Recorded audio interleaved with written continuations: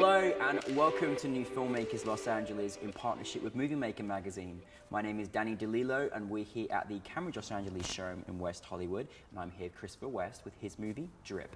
Let's take a look at the clip.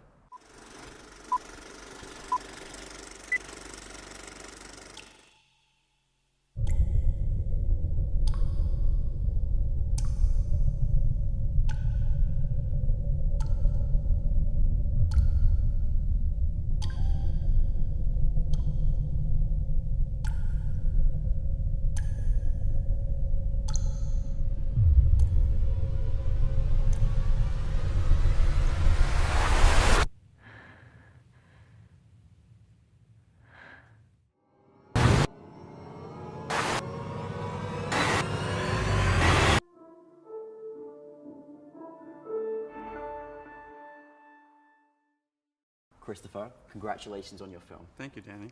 For those that haven't had the pleasure of seeing it, tell us a brief synopsis. Well, Drip is about this woman who moves across the country, and the morning after she moves into her new apartment, she finds a picture on her phone of her sleeping.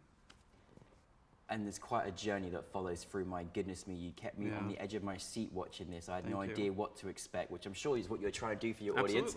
Absolutely. Where did the inspiration come in creating this story? Well, initially it was just an image I had of this woman seeing a picture on her phone of her sleeping. And when I talked to my team about it, it was my USC thesis film, and we were discussing how that idea could be implemented, and it was a sort of thing where everybody has reference to that idea of somebody watching you. And so people would be like, oh yeah, this happened to my mother's friend, or I know somebody who this sort of thing happened to. And so I think it's sort of a universal fear that we all have. And so tapping into that was what we were interested in. I love how you did use that though, because just one image and that idea is such a scary thought. Like you've already taken us on that journey of our imagination and in just one image, which is absolutely fantastic. You had a really great cast that just kind of delivered this whole situation that she was going through very well. How was the casting process for you? Well, it was very easy because the cast was a part of it. I mean, the main actress, Wallace Barton, was a part of it before we even came up with the idea. Oh, it's great when you've got that together. Yeah, I've known her for 7 or 8 years now. I gave her first acting job. And oh, wow. So it was great. I hadn't worked with her in a really long time, and we reconnected, and we decided to work on this project together, and so we kind of built it around her. What I mean, for you as a director, when you found someone that like, oh my goodness, I want to work with, and for her as an actress to have something written for her as well, what's that? What's it like? Because those relationships are so important, aren't they, to have? It's great. I mean, so much of directing is trust, and so that actor lays everything out in front of the camera. They have to be incredibly vulnerable, and they have to know that the person behind there making the decisions is somebody they can trust. Yeah. And so us building that relationship and knowing that she can give herself to me is the most important thing, and it's amazing. Now, you use so many elements in there where I was just like, I was in fear. Like I should have watched the movie by myself. I'm just saying, I'm quite I've got a lot of fear in my character, but you had so many elements in that I love. Like I love this retro kind of feel to it as well. Obviously, the scary drip of a tap, like it really just takes you there, and it's incredible. What sort of elements did you want to use to sort of like stylize this film that kind of brought in this kind of eerie fear factor as well?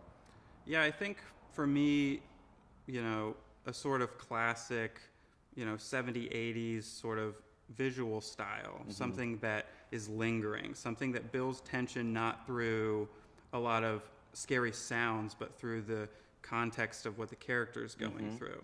And I think that's the most intense type of fear. It's the most genuine type of fear, and so that's really what we were going for. I'm glad you said that, because I really felt the simplicity of your shots and how you did things and how you just move with the camera, and just those moments that you got was more scary because your imagination it just runs wild, Yeah, exactly. And so you took me there, that's all I'm saying. What were some of the biggest challenges that you had? I think it's our biggest challenge was the age-old time and location. I mean, we found this amazing place. It was actually where the Black Dahlia lived when she was in LA, really? in that exact apartment. Wow. And making a movie in an apartment is difficult because so many apartments look the same. They have these tan walls, and so when we found this one, it's like, oh, this is amazing. but it was very small, very cramped. We didn't have anywhere else to put the equipment, so it's all in there. You have like a 20-person crew in there. And then we only had 4 days in the location. And we had probably a third more of the script that we shot that didn't make it into the movie. So it was a ton of content, a lot of shots, and not a lot of time to do it, only 4 days. And so trying to reach the level of quality that we wanted to was a huge challenge. And people don't realize, particularly independent film as well, like, you know, you see this beautiful shot, and yes, behind the scenes, there's 20 people cramped, and about to turn the air conditioner off, and like all these different elements. And after 4 days, you don't even want to know what the smell was like. Yeah. Right? Oh God, I know. Yeah, exactly. You know, but you made it look very, very beautiful on the screen. You know, certainly with this particular genre, you have to generate a certain style. Is there certain things you think about from a sort of cinematography perspective, like how you sort of carry the journey, or what things you ask the character to do? How is that? Is it different from anything else for you? Oh yeah, totally. I mean, every project, the visuals are informed by the story you're telling. It's like, what are, for me in this movie, you know, a lot of, it's a cyclical movie. It's a cycle that keeps happening and happening. So a lot of circular motifs, the camera panning in circular motions, or things like that, that on a subconscious level evoke the feelings we're trying to get, but might not, you know, be apparent at first glance.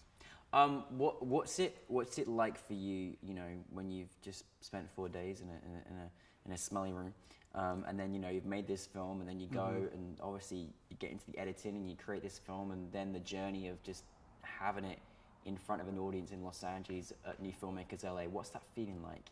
I mean, it's amazing. These types of films are meant to be played with an audience. I mean, I hope you had a good experience watching on your laptop, but you know, you want to watch it with a theater of people. That's right. And for me, somebody who's seen it a million times and really gets nothing out of it in terms of the tension, to watch people squirming in front of me, to see them shriek when something happens. I mean, that's makes it all worth it. All those exactly, it's what it's for. Yeah, exactly. No, it's a real transformation. Like, oh, that's why I made this whole film. It was for this audience to kind of see. And it's also interesting when they pick up on things that you're like, oh yeah, maybe that was interesting. That was funny. Yeah. What's next for you? Working on a couple shorts, developing a feature, just trying to keep things going and see what happens. So obviously you're not from Los Angeles yourself. And there's many people that come here and want to be, you know, make film and create film. What piece of advice would you give to anyone that wants to move into filmmaking, or coming from a different state or a country to actually make it? What piece of advice have you got, or that you would give? Well, first of all, you just have to do it. I mean, coming to Los Angeles, it's a scary thing, and I've unfortunately known people who had incredible talent who you know will succeed, but are shackled by their fears and don't want to take that step. And then once you do it, I think the most important thing about being a filmmaker is being a good collaborator. Yeah. And if you can get along with people and have a healthy artistic collaboration, you're going to work, because that's what people want. 3 very important pieces of advice there. Be a good collaborator. Don't be shackled to your fears, and just go and do it. Yep. You know, you heard it here. Thank you very much. Thank you, Christopher. Thank you for your great vision of Drip. I'm looking forward to seeing many more of your projects, and thank you for your great advice as well. I appreciate it. Thank you.